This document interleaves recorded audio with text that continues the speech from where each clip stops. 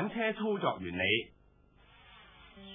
香港唔單止係一個世界大都會、工商業大城市，而且仲躋身入世界3大貨運吞吐量港口之一，因此運輸對於香港嘅發展至為重要。而喺運輸行業裏面，其中一種運輸工具鏟車係扮演住一個不可或缺嘅角色，佢協助工人快速簡便咁運送大量貨物。專業嘅鏟車操作員要熟悉鏟車嘅每一個部分，亦要能夠熟練咁使用鏟車，咁樣就可以發揮鏟車嘅最高效能。要成為一位專業嘅鏟車操作員，第一步係要了解鏟車。考下你哋啦，知唔知鏟車邊部分叫鏟叉呢？揀中 B 啦，好嘢，答啱咗啦。鏟叉主要用嚟支撐貨物，而升降架呢，就係用嚟輔助鏟叉，可以配合各類型貨架以固定貨物。後扶架係防止鏟叉上嘅貨物不至於向後傾側或者跌倒。外圍柱就容許鏟叉上下滑動，調校高度，用嚟上落貨物。負重鏈係非常重要噶，佢係升降鏟叉嘅動力支柱，全部重量由佢負責，令鏟叉可以上下移動。升降油壓積筒係配合負重鏈將整個圍柱、後扶架、鏟叉同貨物升高降低。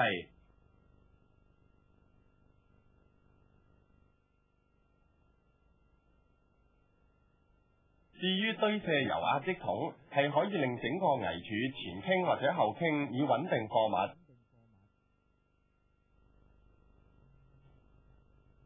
另外仲有防護縫，作用係即使有物件墮落都可以保護操作員，所以喺任何時間操作員都要喺防護縫內工作。當然仲有嘅就係軚盤、車胎、電池機組等。又考下你哋啦，知唔知道鏟車載貨嘅時候應該邊度較重先至安全呢？原來係 C， 又揀中啦，認真叻！因為鏟車載貨之後遇上前重後輕，就會前傾發生意外，後果嚴重，所以鏟車必須前輕後重，重心喺後邊，駕駛至可以安全。其實鏟車嘅穩定十足似一個搖搖板，中間個支撐地方就等於同鏟車嘅前轆，我哋叫做支點。若果任何一邊重量較大，搖搖板就會傾側到嗰邊，所以鏟車必須保持後轆嗰邊較重，至唔會向前傾側產生危險。而重心又係乜嘢嚟呢？原來任何物體都有重心，若果重心越過支點就會跌倒啦。如果一架2噸半嘅鏟車，當然係可以載起2噸半嘅貨物呢。不過所載嘅貨物嘅負重重心距離唔可以超過50厘米。所謂貨物嘅重心距離，就係貨物嘅重心同叉背之間嘅距離。如果貨物嘅重量分布唔平均，形狀唔同，而令到貨物負重重心嘅距離超過50厘米，咁鏟車嘅載貨能力就相應減低。如圖所示，貨物嘅負重重心距離係100厘米，咁呢架2噸半嘅鏟車就只能夠載起1.6噸嘅貨物。鏟車雖然有4個轆，從力學角度嚟睇，其實鏟車係承托喺穩定嘅三角形，就好似畫面下方嘅分析圖。呢個係載咗貨嘅鏟車嘅重心，呢個係地心吸力，呢個呢就係重心嘅投影。當鏟車剎掣嘅時候，就會產生一個外力向前拉，而引致嘅動力就會令鏟車嘅重心投影向前，重心投影向前而離開咗穩定三角形，咁架鏟車就會向前翻倒。當鏟車一邊撞到障礙物嘅時候，例如地面唔平滑，重心投影就會打橫離開穩定嘅三角形，咁樣就會令到架鏟車向橫翻側。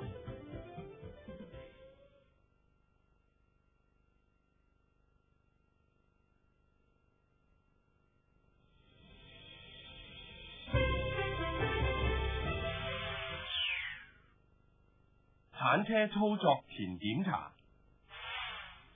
你想成為一位專業嘅鏟車操作員，咁就要進入第2步，學習操作前檢查啦。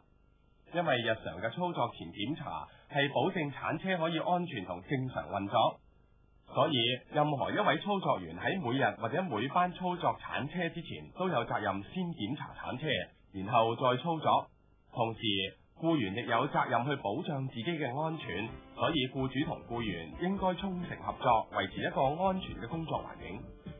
考下你啊，知唔知點樣檢查鏟車有冇漏油呢？睇下個儀表，睇下個油缸，定睇下個地下呢？如果你揀 C 就答中啦，因為地下有油漬就顯示油壓油或者偈油有所洩漏。如果冇洩漏，就可以再檢查下呢啲油壓油同埋偈油，仲有冷卻水同埋電池水夠唔夠？係咪已經入滿到規定嘅位線呢？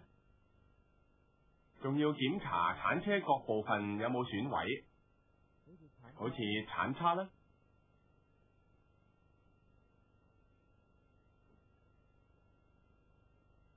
外危柱同埋後扶架，升降嘅鏈條兩邊有冇損毀，上面嘅零件有冇鬆脫呢？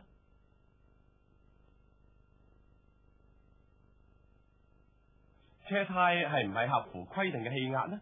而左右車胎內嘅氣壓係咪一樣呢？當然仲要睇埋車轆嘅螺絲帽係咪齊全，有冇鬆脫，防護縫係咪可以好穩陣呢？最後，座位一定要穩陣安全，可以調校到適合自己嘅距離，以方便操作鏟車。而且外觀檢查亦相當重要，可以睇清楚整架車有邊度受損或者零件缺漏同遺失。若果發現有以上嘅問題，就要馬上向有關主管報告，以防引起危險。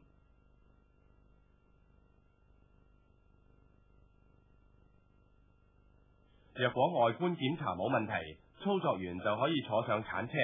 記住採用3點式上車方法，即係利用雙手緊握鏟車兩側，然後左腳踏上鏟車做成3點支撐，咁就最安全又唔會跌親啦。上車之後就可以調校好座位，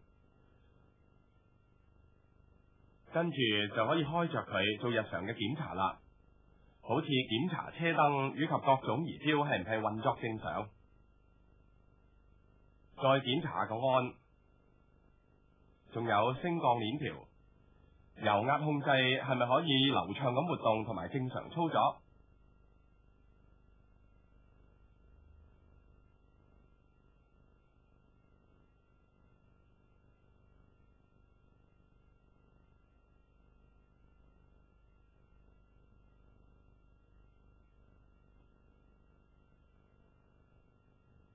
開車之前要確定附近冇人逗留先至可以開車，然後到驅動鏟車呢個步驟啦。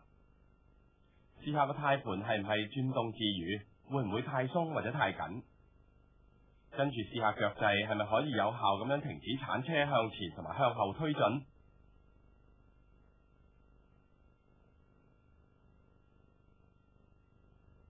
喺緊急剎車嘅時候，腳掣可唔可以即時制停鏟車向前或者向後？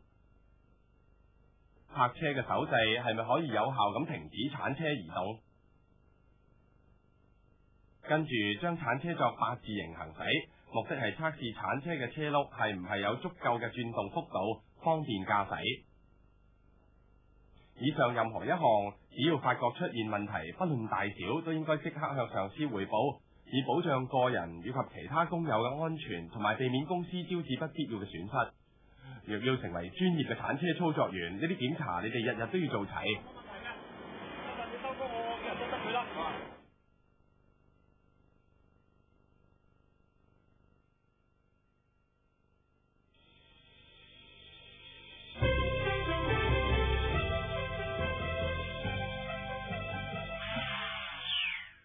鏟車操作要訣。鏟車嘅操作原理以及操作前嘅檢查，你哋已經學過啦。咁依家我哋就要進入最關鍵嘅一環，鏟車操作要訣。鏟車喺平時行駛嘅時候，鏟叉必須離地100至150厘米，同時要向後傾，而且唔可以開快車。若果喺以下嘅情況運貨，就更加要小心。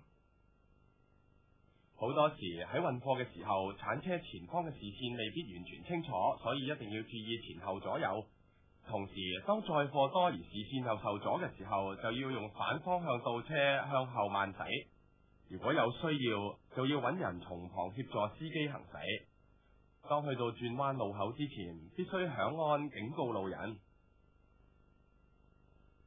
另外，當行駛至彎角位或者有障礙物喺旁邊嘅時候，例如隔籬泊咗車或者有貨，就應該將速度減至最慢，盡量靠近佢哋嚟轉彎。向左轉嘅時候用右手駕駛軚盤，而向右轉嘅時候就用左手駕駛軚盤，仲要注意埋車尾嘅擺動。又考下你哋啊！當我哋駕駛有貨物鏟車落斜路嘅時候，鏟叉應該向上定向下呢？諗掂未啊？答案係 A， 係向上。原來當鏟車載有貨物嘅時候，無論係上斜抑或落斜，都謹記鏟叉同貨物應該向上，因為咁樣鏟車嘅重心就唔會被拉前而令鏟車向前翻倒。相反，當鏟車冇載貨物嘅時候，鏟叉就應該保持向下，因為咁樣可以加強鏟車嘅穩定性。其實操作員每次載貨嘅時候，必須清楚知道貨物嘅重量，計算總重量有冇超出鏟車載重量嘅規定。若果唔清楚所載貨嘅重量，就應該立即向有關主管求助，切勿草率胡亂載貨。有啦，等我寫翻落去先。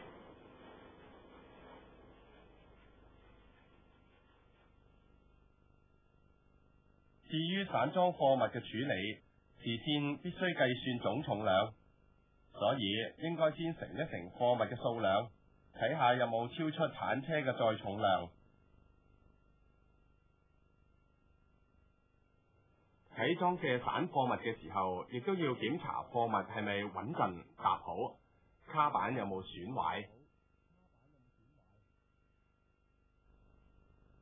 然後再檢查下貨物穩唔穩陣，以及會唔會傾倒。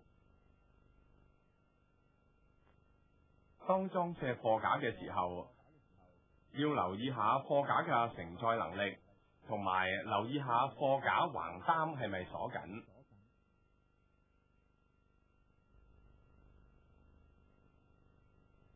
鏟車最大嘅功能係可以快捷方便咁上落貨物，所以各位專業嘅鏟車操作員要特別留心上落貨時要注意嘅重點。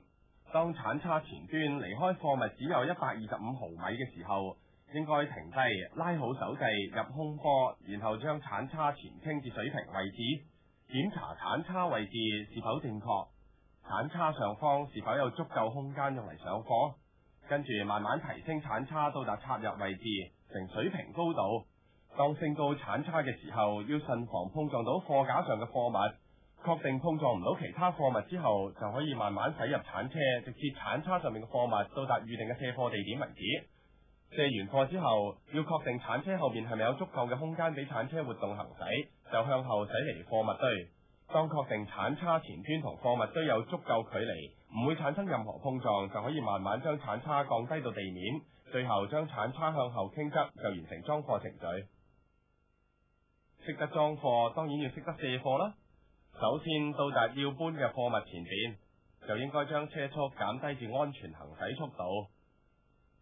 當鏟叉前端同貨物大約有125毫米距離，就應該停低，拉好手掣入空波，然後將鏟叉前傾成水平位置，檢查鏟叉位置是否正確，以及鏟叉上方是否有足夠嘅空間嚟上貨。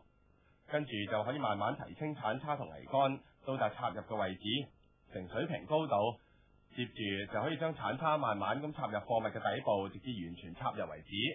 當確定貨物上面有足夠嘅提升空間時，就可以慢慢提升鏟叉，直至貨物完全離開貨架。檢查鏟車後面是否有足夠嘅空間俾鏟車活動行駛，然後將鏟車向後駛離貨物堆。過程中要留意鏟叉以及桅杆會唔會碰撞到其他嘅貨物。確定鏟叉上嘅貨物同埋貨物都有足夠嘅距離，就可以慢慢褪後鏟車，咁就完成整個嘅卸貨程序。跟住要講㗎就係裝卸散貨嘅程序。裝卸散貨嘅程序同裝卸貨箱嘅程序分別，就係在於提升鏟叉之後，鏟叉仍然要保持傾斜嘅狀態，直至貨物到達適當嘅位置，再將鏟叉成水平，慢慢將貨物放低。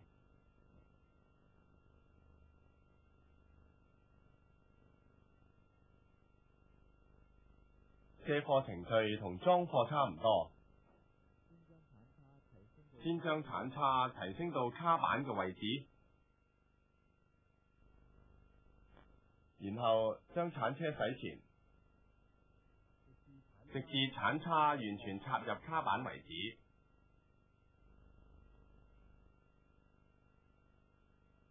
然後提升鏟叉，再將桅杆後傾，再將鏟車駛離貨物堆，完成卸貨程序。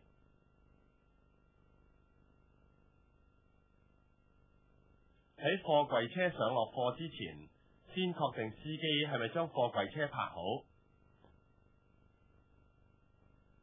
以及用車墊穩定兩邊車轆，至好開始工作。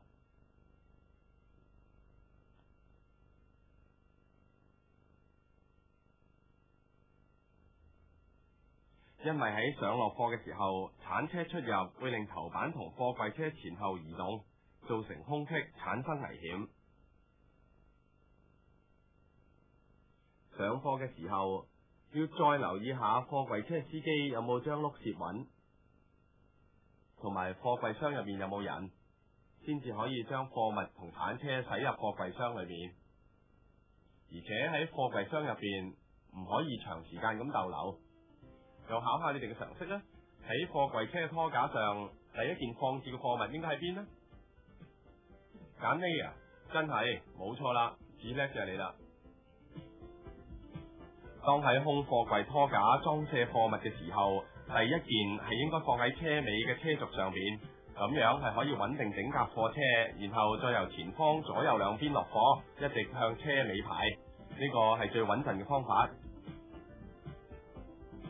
而喺平背貨車裝卸方面就較為簡單啦，先將貨物放喺車嘅前端，跟住左右兩面向車尾排就得啦。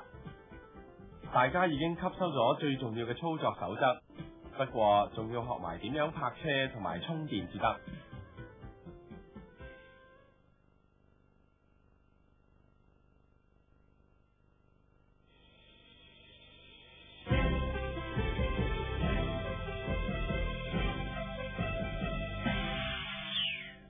鏟車操作之泊車充電。